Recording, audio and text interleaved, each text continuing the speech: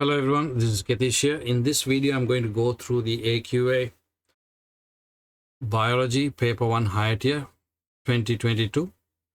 Question number 7 is on infection and response. This is the last question in this paper. Human immunodeficiency virus, or the HIV, is a pathogen. Give one way HIV can spread from one person to another. HIV usually spreads from sexual contact or through sexual intercourse or exchange of body fluids such as semen or through the blood itself. Table 8 shows information about new cases of HIV diagnosed in the UK. So from 2010, so it goes up in every 2 years. The cases in women, it went down, increased, and then it went down again. In men, it went increased from 2010 to 2014 and then decreased further. Describe the trends shown in table 8 between 2010 and 2018.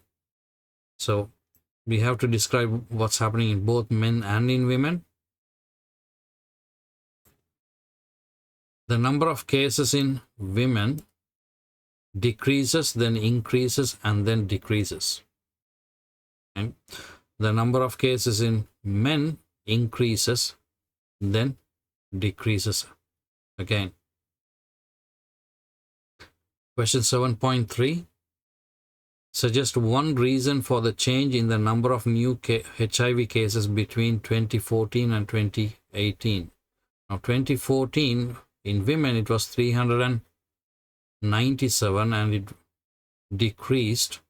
It increased by just 1 in women, then it actually dropped to 242, and in men, it actually dropped from 2,370 to 1,288. Most possible reason, there's a number of reasons for this. Any suggestion is going to give you a mark for this. So here, better education into preventing of spread of HIV, or condoms more widely available, or condoms easier to source, or condoms are made cheaper, newer and better drugs to prevent HIV infection or the spread, and there's better or more testing, identification of people with HIV. It could also mean that there was people were given free tests as well. Calculate the ratio of new cases of HIV in women to new cases of HIV in men in 2018. Ratio of women to men in 2018. So 2018, you have 242 and 1,288. So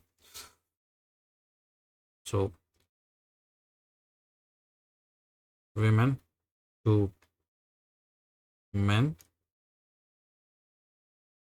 242 to 1,288. Let's bring up the calculator. 242 divided by 1,288 gives me 0.188. Right? So in 3 significant figures, so 0.1878. So if I write it in 3 significant figures, it will be 0.188.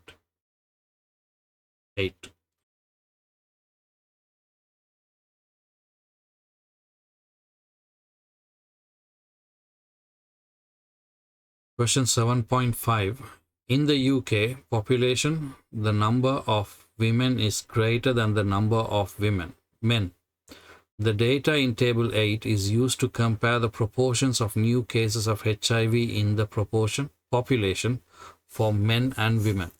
Suggest how the data could be presented differently so that a more valid comparison can be made. The easiest is to actually compare it as a percentage. And or there's also another way. Calculate as a percentage or give the numbers per 100,000 people.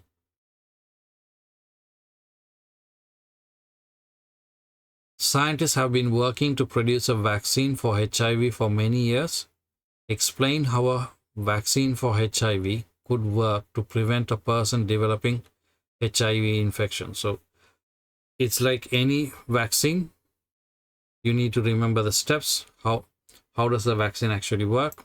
So here's the standard answer. An inactive form of the HIV virus is injected into the bloodstream of a healthy person. The white blood cells produce antibodies against the inactive virus. If the person is infected with HIV in the future, then the correct or specific antibodies are produced quickly. The antibodies would destroy the active virus. This is a standard answer for any. It doesn't have to be very specific for HIV. It's very similar answer for any vaccine. A person with the late stage HIV infection has AIDS. Scientists have produced monoclonal antibodies for HIV. The monoclonal antibodies can prevent a person infected with HIV developing AIDS. Describe how the monoclonal antibody for HIV can be produced. Again, this is a standard answer on how monoclonal antibodies are produced for any type of virus. So here's a standard answer. The HIV virus or its antigen is injected into mouse. Then from the mouse extract the lymphocytes, which are type of white blood cells that make a specific antibody to the HIV virus or antigen, is extracted. The lymphocytes are then combined with a tumor cell to create a hybridoma. The hybridoma is then cloned to create new cells that produce the antibody.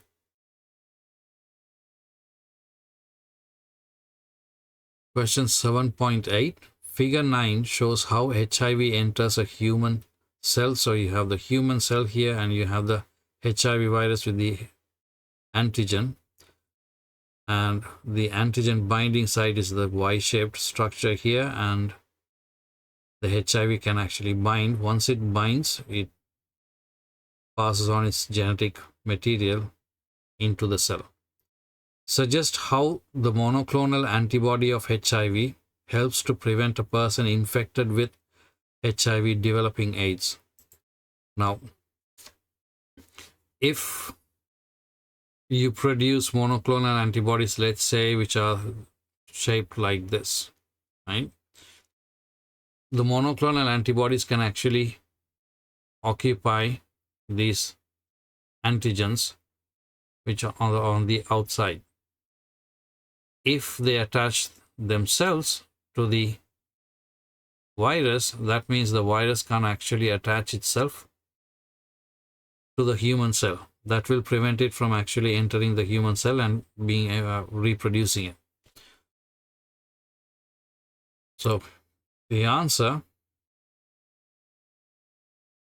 monoclonal antibody is complementary or specific to HIV antigen. So when I drew that shape, I'm drawing the opposite shape that would fit, very similar to the lock and key mechanism. So monoclonal antibodies attach to all the HIV antigens. So HIV cannot bind to human cells, or so the HIV genetic material cannot enter the human cell.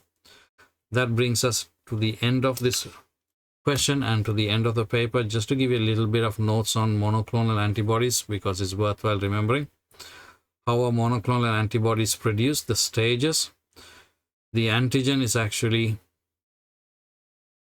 injected into a mouse cell, and the specific white blood cell that produce the antibody is actually extracted and then combined with a tumor cell to produce the hybridoma, and the hybridoma is then used to produce more monoclonal antibodies. And this diagram shows how the monoclonal antibody actually works. A slightly different diagram to show how monoclonal antibodies are made. So it could be a mouse or even a rabbit. Very similar immunization of an animal with protein antigen to stimulate antibody production.